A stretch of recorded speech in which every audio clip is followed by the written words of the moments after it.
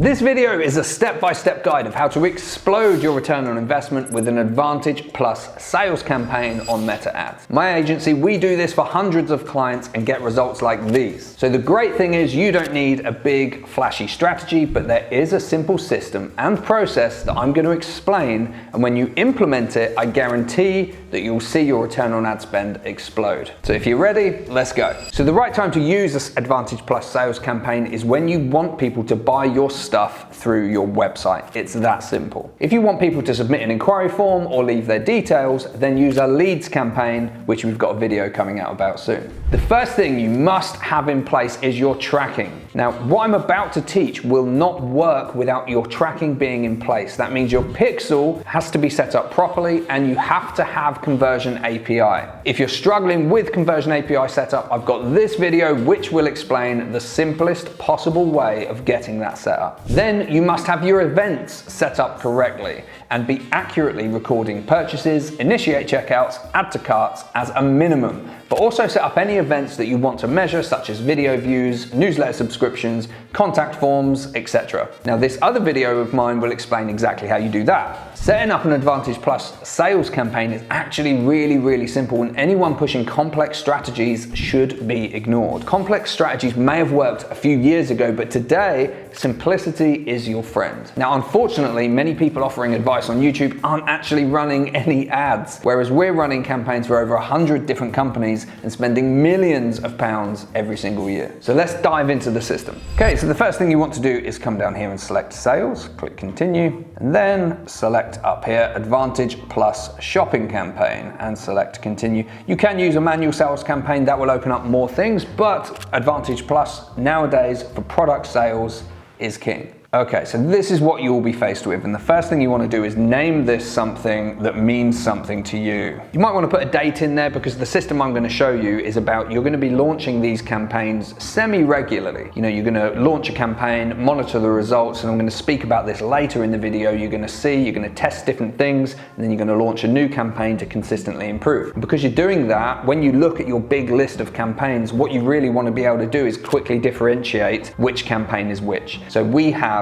a naming convention rule in here, which will be something like LJ for Lilac James, my agency, dash the date we launched it, dash what type of campaign it is, dash what type of objective we're seeking. Then the next thing here is the conversion location. For the vast majority of you, that is going to be on your website, so I'll leave that in. Performance goal. This is really important because this is what you're asking the system to achieve. And you've really got two main options here. You've got maximize the number of conversions and then maximize the value of conversions. This might be grayed out for a lot of you, maximize value, and that depends on the amount of data you've got flowing through your pixel. If you're only making 10, 20, 30 sales a month, then you're not going to have enough data for that option to be available. If you're making hundreds, thousands of sales, this will be available. But when should you use it? Well, simply, you should use it if you have a lot of products that are, say, £5, £10, you know, low value products, and then you've got super high value products that are your real profit generators. Then it's likely you're going to want to ask the system to do maximize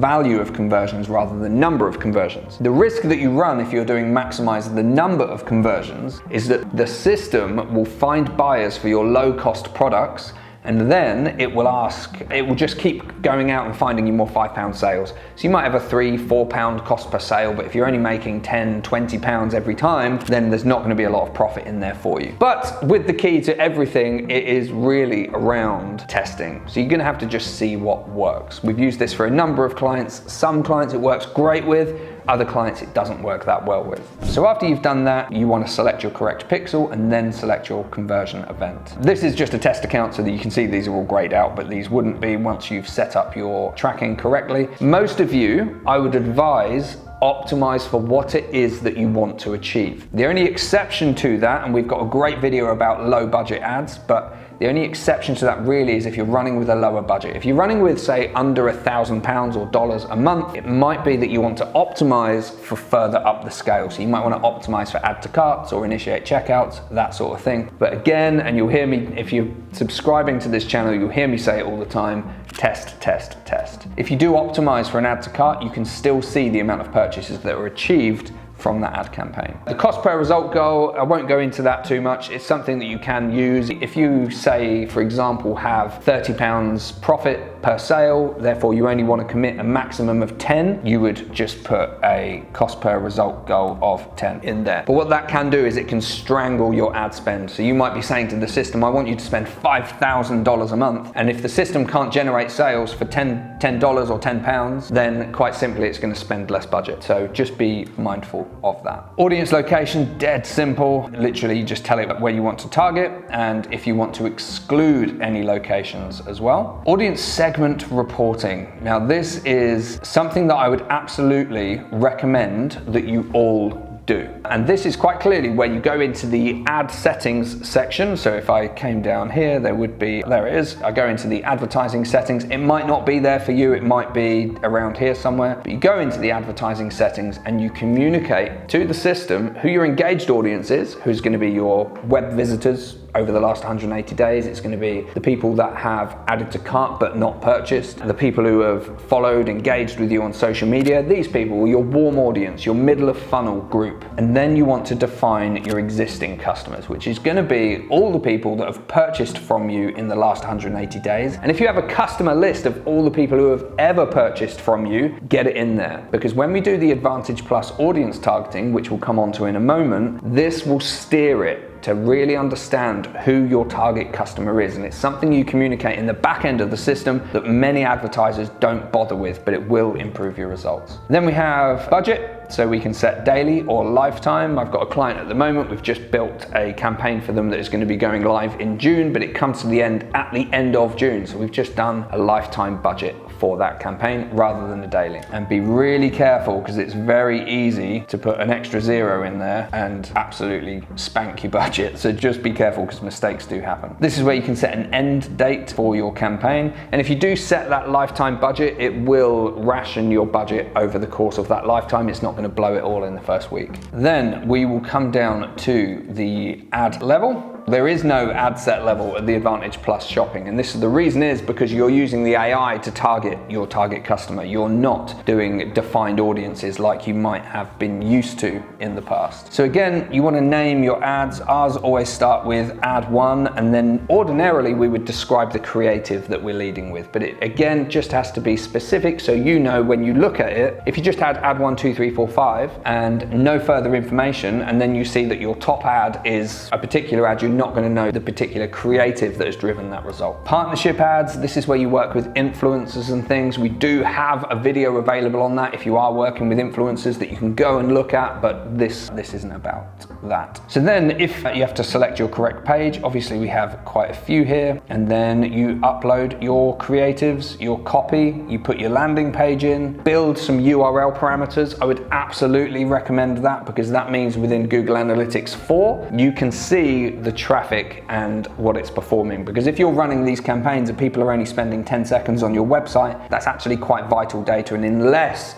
you put a URL parameter in, you're not going to know. GA4 isn't going to be able to differentiate that traffic. So the ad build is actually really normal. It's actually a lot easier, it's a lot simpler. A lot of the things have been preset for you. But what we're going to talk about now is creatives, because where you're really going to move the needle with an Advantage Plus sales campaign is around your creative strategy and around your copy and what your ads are actually going to look like. Because if you have a poor creative strategy or you don't have enough creatives, then people are going to get fatigued with your ads really quickly and you're not going to get those purchases that you deserve. So let's talk creatives. Creatives are one of the biggest levers that you can pull when it comes to scaling and improving your results. Now, within an Advantage Plus sales campaign, you could run just 2 or 3 creatives, but really you want about 20, 15 to 20 is what we recommend. Now, I know that sounds like a lot, but you're gonna want to have a mix of images and video in there. Within your 20 ads, you're gonna need a range of Advantage Plus catalog ads, which we have a great video about. You don't wanna stop at one catalog ad. You're going to want several, depending on the type of products that you sell. Now, for example, we run catalog ads for the Tech Club, and they sell all sorts of sports clothing. So we have an all products catalog ad, but then we also have other catalog ads for various specific product ranges, such as jackets,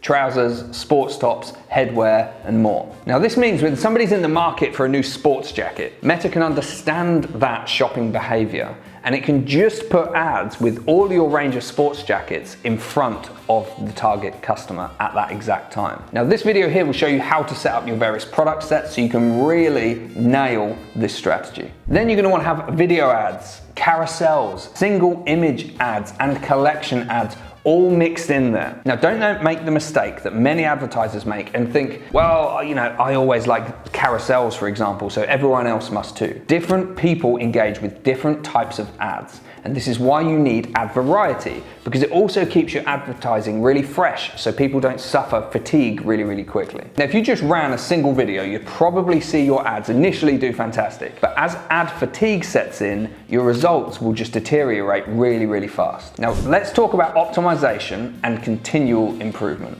The longer your ads run, they will continue to optimize. At first, they're obviously going to want 50 events to exit the learning phase. If they go learning limited, they still will perform. They still will do okay. They just won't be performing maximally. If you can't get 50 purchase events within those 7 days, that's when you go to your performance goal and you drop it back a level to initiate checkout or add to cart. It's important that you can exit the learning phase. When you start running your ad campaigns, you're going to have 15 to 20 ads in there if you follow my advice, and you will quickly get feedback about what is working best and what is not. We're running ads for a business at the moment, and we're just finding, for some reason, all the videos and images that they use with their blue brand color outperforms everything from their red brand color. This was something that was completely unknown to the business, and as a result, they're now going back and they're redesigning their whole brand strategy off the back of this data. It can be really important. When you're running it and you're looking at your videos and your images, you will pick winners. You will find ones that consistently, time and time again, perform.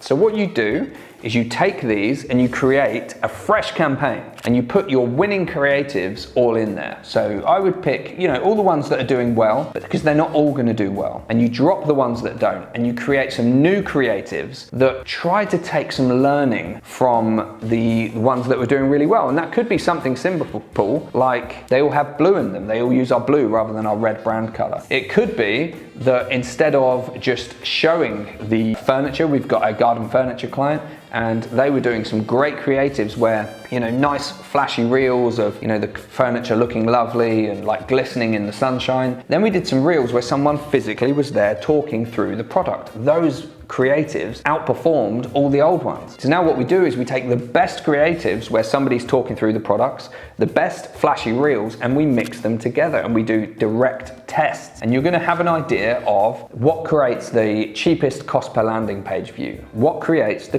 cheapest cost per conversion, what creates the highest value of conversion. All of this data is going to inform your creative strategy and your copy strategy. Copy is really vital. Going back to that garden furniture client, we were running copy and just the normal stuff, really, just getting some testing. And then when we sort of had a bit of a deeper dive with the client and we said, when you speak to people in the shop, what do they tell you? Because they've got this great big furniture store and then they sell right across the country online. And they said people are often price objections. So we introduced this finance scheme with 0% interest. Then they said that people are often worried about product quality. Dropping £3,000 on garden furniture, people are worried that it's only going to last them one season. So we introduced a 10-year guarantee. And then they were worried about delivery costs because it's a lot of stuff to be cutting around and they didn't want to charge £200 for delivery costs, so they gave free delivery. We started putting all of this stuff in the ad copy and we watched the return on ad spend go from 16 times to 25 times, just because we were considering the objections that the buyer has